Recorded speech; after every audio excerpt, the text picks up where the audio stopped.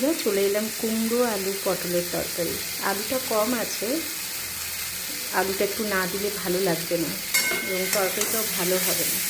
দেখুন কত সুন্দর করে কষছি, কড়াইয়ে কিন্তু লেগে যাচ্ছে, হ্যাঁ, কিন্তু আঁচটা কমিয়ে দিয়ে কষতে হবে। প্রথমে তেলের মধ্যে 5 ফোড়ন শুকনো লঙ্কা দিলাম, তারপরেই আলু পটলগুলো ভাজতে শুরু করলাম, কারণ আলু পটলগুলো একটু ভাজলে ভালো হবে।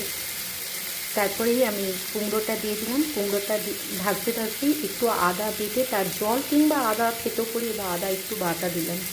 ব্যাস, এবার সুন্দর করে ভাজছি। অনেকক্ষণ যখন ভাজা হলো, সুন্দর গন্ধ আসবে, তখন জিরে ভেজে গুঁড়ো করা থাকে সেটা দিলাম, আর একটু কাশ্মীরি গুঁড়ো লঙ্কা, একটু হলুদ দিয়ে এখন নেড়েই যাচ্ছি খুব সুন্দর মতো। এই নাড়তে নাড়তেই খুব ভালো গন্ধ হবে অনেকটা, তখন চিনি আর নুন দিয়ে ঢাকা দিয়ে দেবো। তো এখন আমি এবার এই যে দিয়ে দিই,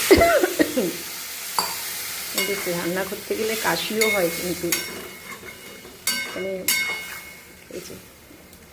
আর কুমড়োগুলো একটু একটু বড় বড় করে কাটতে হবে, অল্প, এরকম নলে না গলে পাক হয়ে যাবে। তো এইটা পরিমাণ মতো আমি জল দিয়েছি, কিছু গলবে না। আর আঁচটা এখন একটু ফুটে যায়, একটু ফুটবে যখন, তখন আমি আঁচটা এরমভাবে কমিয়ে দেবো, কমিয়ে দিয়ে হয়ে যাবে বেশ কুমড়োর তরকারি। আর উপর থেকে যদি মনে হয় কারোর ঘি দিতে পারেন, আমি গরম মশলা দেবো না। এই যে ফুটতে শুরু করে দিল, ভাজার সময় যে গন্ধটা আসে না ভাজা জিরে, তাতেই খুব সুন্দর গন্ধ হয়, তাই একটু ঘি দিয়ে দিলেই হয়ে যাবে।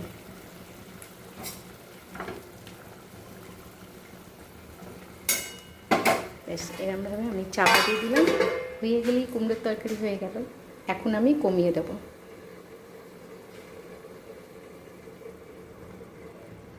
কেমন লাগলো বন্ধুরা কুমড়োর তরকারি? কুমড়ো কিন্তু খেতে দারুণ লাগে। কুমড়ো কেনার একটা ব্যাপার আছে, গোল্ডেন কালারে কুমড়ো কিন্তু বেশি টেস্ট হয়। যেগুলো লাল সেগুলো কড়াই দিলেই কিন্তু মানে কীরকম একটা হয়ে যায়, কাদা কাদা। একটু কুমড়ো কেনার সময় দেখে কিনলে, আমি যেটা মনে করি যে একটু গোল্ডেন কালার কুমড়ো কিনলে খেতে খুব সুন্দর হয়। আর পটলটা আগে ভাজলাম, কারণ পটলটা প্রথমে ভেজে নিলে পটলের দেখতেও ভালো লাগে, খেতেও ভালো হয়। আলু পটল প্রথমে ভেজে নিলাম। আমি যখনই পটলের কিছু করি, পটল আলু প্রথমে ভেজে নিই। সবাই ভালো থাকবেন বন্ধুরা।